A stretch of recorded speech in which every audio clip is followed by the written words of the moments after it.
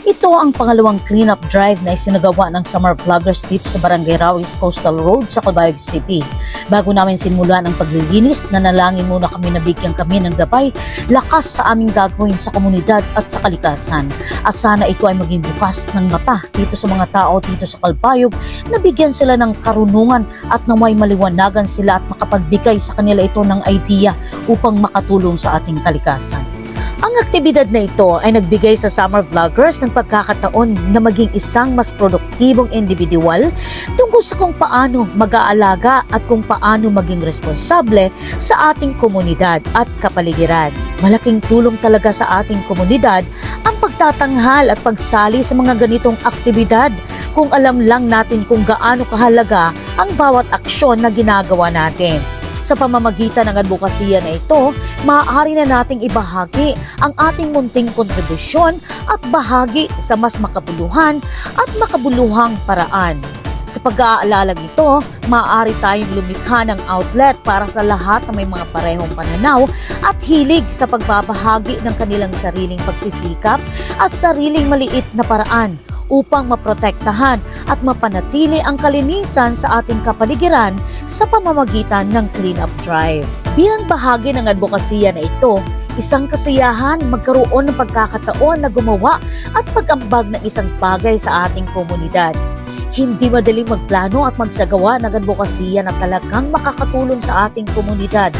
Pero dahil na rin sa tulong ng aming mentor na si Mr. TJ Yuson, founder ng Wedding Suppliers Association of the Philippines, ang Summer Vloggers ay may nagawang mabuti.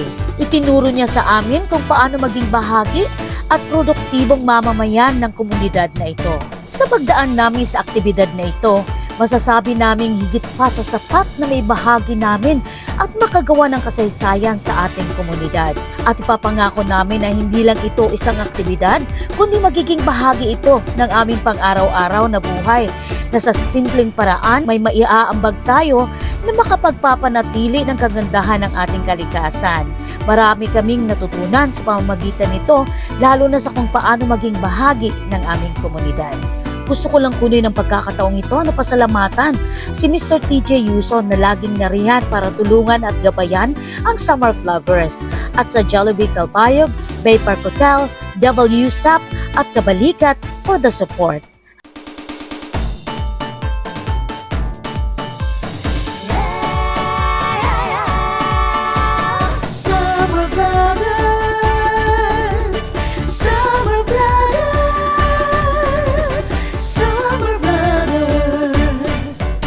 Ang Summer Vloggers ay nagkakaisa sa isang layunin na tumutulong sa komunidad.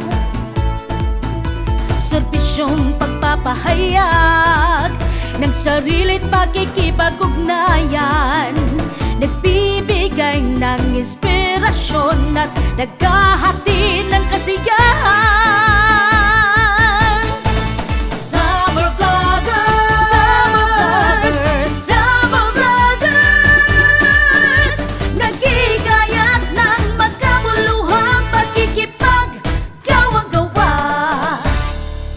Hanggang dito na lang mga baby loves. Thanks for watching!